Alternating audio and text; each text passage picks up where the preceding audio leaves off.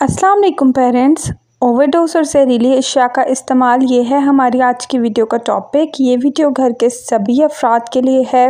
घर का कोई फ़र्द, बच्चा, जवान और बूढ़ा गलती से या जानबूझकर कोई जहरीली अशिया का इस्तेमाल कर सकता है। मदर डायरी चैनल के ज़रिए आपको आगाही फराहम की जाती है, क्योंकि एहतियात इलाज से बेहतर है और एहतियात के ज़रिए ही ना सिर्फ आप किसी मुमकिन हादसात से ख़ुद को और अपने घर के दीगर अफराद को बचा सकती हैं, और अगर गलती से कोई बच्चा या बड़ा कोई जहरीली अशिया का इस्तेमाल कर लेता है तो आपको इन अलामात का पता होना चाहिए और फ़ौरन इमरजेंसी में मरीज़ को लेकर जाना चाहिए। सबसे पहले हम ये देखेंगे कि वो कौन कौन सी वजूहात हैं जिसकी वजह से इंसान के जिस्म में जहर दाखिल हो सकता है। इसके बाद घर में ऐसी कौन कौन सी प्रोडक्ट्स होती हैं जिनको हमने बच्चों की पहुंच से दूर रखना है, और अगर किसी के जिस्म में जहरीली अशिया का दखल हो तो कौन सी अलामात ज़ाहिर होती हैं और हमें कौन कौन सी एहतियात करनी चाहिए। तो ये सब हम आज की वीडियो में डिस्कस करेंगे।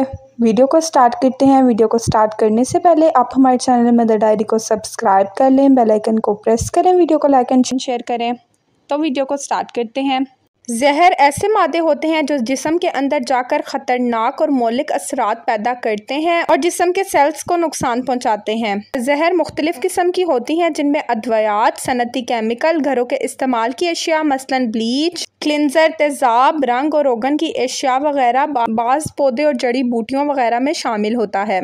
बहुत कम नुकसान देने वाली चीज़ को ज़्यादा मकदार में इस्तेमाल किया जाए तो वो भी नुकसानदेह होती है। अब मैं आपको बताती हूँ कि पॉइजनिंग के तरीके कौन कौन से होते हैं, यानी मेथड ऑफ पॉइजनिंग। इंसानी जिस्म के अंदर कुछ तरीक़ों या रास्तों से जहर दाखिल हो सकता है, जिसमें सांस के ज़रिए, मुंह के ज़रिए, खुले ज़ख्मों के ज़रिए, जिल्द के ज़रिए, कुदरती रास्तों के ज़रिए यानी आँख, कान, मुंह वगैरह के ज़रिए, टीके के ज़रिए, सांप के डसने के ज़रिए, जहरीली शय के डंग लगने के ज़रिए शामिल हो सकते हैं। इंसानी जिस्म पे पॉइज़न मुख्तलिफ़ तरीक़ों से असर कर सकती है। कुछ जहर ऐसे होते हैं जो गैस की सूरत में बज़रिया सांस इंसानी जिस्म के अंदर दाखिल होते हैं और असर करते हैं। कुछ पॉइज़न स्किन या आंखों पर असरअंदाज होती हैं और कई इंजेक्शन की सूरत में असरअंदाज होती हैं। सांप वगैरह के डसने से भी इंसानी जिस्म के अंदर जहर पैदा होता है। बाज़ दफ़ा किसी मेडिसिन के ओवरडोज से भी आपकी बॉडी में जहर दाखिल होता है वो आपकी बॉडी पे बुरा असर डालता है। अब मैं आपको बताती हूँ कि जहर के मरीज़ कौन कौन से होते हैं, यानी एक्सीडेंटल पॉइजनिंग किसे कहते हैं। आमतौर पर जहर के मरीज़ इत्तफाकिया होते हैं और ऐसे वाक़यात अक्सर घरों में होते हैं, और जिन अफराद के साथ ये हादसात होते हैं उनमें छोटे बच्चे, अपाहिज और मोहताज, ज़ईफ़ और मरीज़ वगैरह शामिल हैं। आमतौर पर बच्चों और बूढ़े लोगों को इत्तफाकिया जहरीले असरात का खतरा होता है। नेक्स्ट मैं आपको बताती हूँ इंटेंशनल पॉइजनिंग कौन सी होती है। हालातों वाक़यात के पेश नज़र बाज़ औक़ात जहर को इस्तेमाल किया जाता है। ये वक्ती तौर पर जज्बाती फ़ैसला होता है जिसमें इंसान किसी वजह से अपनी ज़िंदगी ख़त्म करने का इरादा कर लेता है या इलाज के दौरान ज़रूरत से ज़्यादा डोज लेने से भी ख़ुद को जहर देने की कोशिश कर सकता है। रंजिश, रकाबत और दुश्मनी की बिना पर भी बाज़ शख्स जहर जानबूझकर इस्तेमाल करते हैं। अब मैं आपको बताती हूँ कि जहर की वजूहात यानी पॉइजनिंग की वजूहात क्या क्या होती हैं। अगर घरेलू इस्तेमाल की चीज़ों को सही तरीके से संभाल कर ना रखा जाए तो इनमें से बहुत सी एशिया गलत इस्तेमाल से नुकसानदेह साबित हो सकती हैं। अक्सर 5 साल से कम उम्र बच्चों को इत्तफाकिया जहर से ख़तरा लाहक होता है। ऐसे बच्चे इत्तफाकिया तौर पर घर में पड़ी हुई अद्वियात केमिकल इस्तेमाल कर लेते हैं जो कि पॉइजनिंग का सबब बन सकती हैं। मरीज़, ज़ईफ़ अफराद, माजूर और मोहताज अफराद भी मुतासिर हो सकते हैं। नेक्स्ट मैं आपको बताती हूँ prescription of drugs and medicine, यानी कि तजवीज़ करदा नुस्खा की अद्वियात।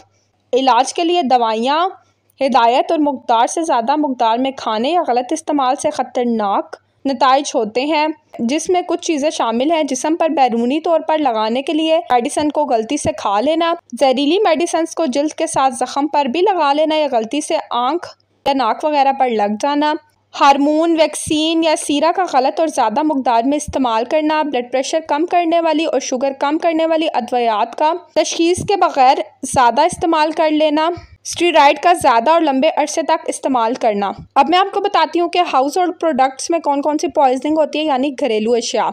सोप, ब्लीच, सफाई वाली अशिया यानी क्लिनज़र, कास्टिक सोडा, धुलाई वाले पाउडर या लिक्विड, फर्नीचर और फर्श वाली पॉलिश, घर में मौजूद दरो दीवार के रंगो रोगन की मसनूआत, प्रोडक्ट्स वगैरह में पॉइजन होता है। सनती मसनूआत, फर्नीचर और इमारत के दरो दीवार के लिए रंगो रोगन, इसके अलावा पेंट, ग्लू, प्रोटीन वगैरह में भी पॉइजनिंग शामिल होती है। अब कॉस्मेटिक्स पे बात करते हैं। जिल्द की हिफाजत, रंगत निखारने, खूबसूरती, फैशन के इस्तेमाल होने वाली अशिया, कॉस्मेटिक यानी मेकअप का सामान, मसलन body powder, body perfume, lipstick, cream या लोशन, आई शेड, शैम्पू, बालों का कंडीशनर, बालों का कलर वगैरह के गलती से खाने से भी आपको जहरीले असरात हो सकते हैं। ज़्यादातर छोटे बच्चे मेकअप उठाकर खा लेते हैं, मुंह पे लगा लेते हैं, तो इस चीज़ से भी बहुत ज़्यादा नुकसान होता है। Next one is agriculture insecticides and chemical, ज़रूरी कीड़े मार अद्वियात और केमिकल्स। पाकिस्तान की 70 से 80% आबादी देहातों में रहती है, जिसकी अक्सरियत ज़राअत के पेशे से मुंसलिक है, जो कि फसलात को फजूल जड़ी बूटियों और नुकसानदेह हशरात से महफूज करने के लिए स्प्रे की सूरत में ज़रूरी अद्वियात का इस्तेमाल करते हैं। इसके अलावा शहरों में स्टोरों में भी अजनास की हिफाजत के लिए ज़रूरी अद्वियात का इस्तेमाल किया जाता है। जड़ी बूटियाँ, कश अद्वियात, कीड़े सुंडियाँ मारने वाली अद्वियात, चूहे मारने वाली अद्वियात वगैरह के इस्तेमाल से इंसानी जिस्म पर जहरीले असरात हो सकते हैं। नीस दीगर केमिकल, नीला थोथा, फॉस्फोरस कंपाउंड, तेज़ाब जैसे गंधक का तेज़ाब वगैरह में भी जहरीले असरात हो सकते हैं। इंसेक्ट्स एंड स्नेक्स, जहरीले हशरात और सांप, शहद की मक्खी, बर्ड और सुर्ख बर्ड के डंक मारने से जिस्म में जहर दाखिल हो जाता है, जिससे मुतासिरा जगह पर दर्द होता है और सूजन हो जाती है। बिच्छू के डंक मारने से शदीद दर्द रहता है। सांप के डसने से जहर जिस्म में दाखिल हो जाता है और सांप की जहर के असरात के लिहाज से मुख्तलिफ अलामात पैदा होती हैं, जिसमें सांस की तंग, दिल पर असरात और इस सांप पर शदीद असरात होते हैं और मरीज बेहोश हो जाता है, और अगर ख़तरनाक सांप डस ले तो मौत हो जाती है। अब मैं आपको बताती हूँ फूड पॉइजनिंग कौन कौन सी होती है। अगर खुराक में नुकसानदेह बैक्टीरिया शामिल हो जाएं तो बाज़ औक़ात ये खुराक भी जहरीली हो जाती है, जैसा कि बासी खाना, बार बार खाना, गंदे बर्तनों में खाना खाना, तमाम दिन गर्म रहने वाला खाना खाना, खाना तैयार करने के दौरान सफाई का ख्याल ना रखना, सीवरेज का पानी पीने के पानी में मिल जाए तो फिर भी फूड पॉइजनिंग हो जाती है। कच्ची सब्जियों को बगैर धोए इस्तेमाल करना, सब्जियों को गंदे पानी से सैराब करना, सड़क किनारे कटे हुए फल खाने से भी आपको फूड पॉइजनिंग होती है, तो आप इन चीज़ों का खास ख्याल रखें। अब मैं आपको बताती हूँ कि पॉइजनिंग के सिम्टम्स कौन कौन से होते हैं। इंसानी जिस्म पर मुख्तलिफ जहर मुख्तलिफ तरीक़ों से असरअंदाज होती है। जहर की खासियत और तरीका इस्तेमाल की बिना पर असरात के लिहाज से मुख्तलिफ अलामात हो सकती हैं, जैसे कि मतली और कैद, दस्त, पेट में दर्द, चक्कर आना, कमज़ोरी महसूस करना, गनूदगी तारी होना, सर्दी लगना, चिड़चिड़ापन, इस निकलने में दुश्वारी होना, जिल्द पर दाने निकल आना और दौरे पड़ने वगैरह शामिल है। अब मैं आपको बताती हूँ कि आप इन जहरीले असरात से किस तरीके से बचाव कर सकते हैं, यानी preventing poison at home. Sponsor को चाहिए कि वो हेल्थ सेंटर पर ड्यूटी के साथ साथ कम्युनिटी के लोगों को हिदायत दे, तमाम अद्वियात, विटामिन और जहरीली अशिया को बाहिफाजत रखें और ख़ास तौर पर बच्चों की पहुँच से दूर रखें। घर में bleach, polish, paint, glue, spray, cleaner वगैरह इन सब चीज़ों को संभाल कर बच्चों की पहुंच से दूर रखा जाए। जहरीली ख़तरनाक अशिया को रोज़मर्रा पीने के इस्तेमाल के बर्तनों में नहीं डालना चाहिए और ना ही डालकर रखना चाहिए। बच्चा गलती से खाने या पीने की चीज़ समझ कर इस्तेमाल कर लेता है। इसके अलावा अगर आपने वो चीज़ निकाल भी ली है और वो बर्तन आलूदा है, धुला हुआ नहीं है, तो इसमें शरबत या कोई चीज़ डालकर इस्तेमाल हो सकती है, तो इससे भी जहर फैलता है। कार्बन मोनोऑक्साइड के जहरीली ख़तरात को ख़त्म करने के लिए कोयलों की अंगीठी और गैस वाली अशिया को सही हालत में रखा जाए और सोने वाले कमरों में वेंटिलेशन का बहुत अच्छा इंतज़ाम करना चाहिए। कमरे में सोने से पहले गैस या कोयले के हीटर को बंद कर देना चाहिए। घर में हवा की आमदरफ्त के लिए रोशनदान और खिड़कियां खुली रखें। सोने के कमरे में या दरवाजे के सामने लोड शेडिंग के पेश नज़र जनरेटर नहीं चलाना चाहिए। गैस पड़ने से बेहोशी और मौत हो सकती है। घर के बागीचे में जहरीली जड़ी बूटियों को नहीं उगाना चाहिए। घास फूस, कूड़ा किरकिट को ख़त्म कर दिया जाए। बल्लों और सुराखों को बंद करना चाहिए। रिहायशी जगह पर दीवारों पर फजूल सुराख बंद कर देने चाहिए। सांप, बिच्छू वगैरह भी आकर डस सकते हैं। घर में ज़रूरी अद्वियात और इनके बर्तन वगैरह बहुत ही हिफाजत से रखने चाहिए। सड़क किनारे कटे हुए फल खाने से भी आपको फूड पॉइजनिंग होती है, तो आप इन चीज़ों का ख़ास ख्याल रखें।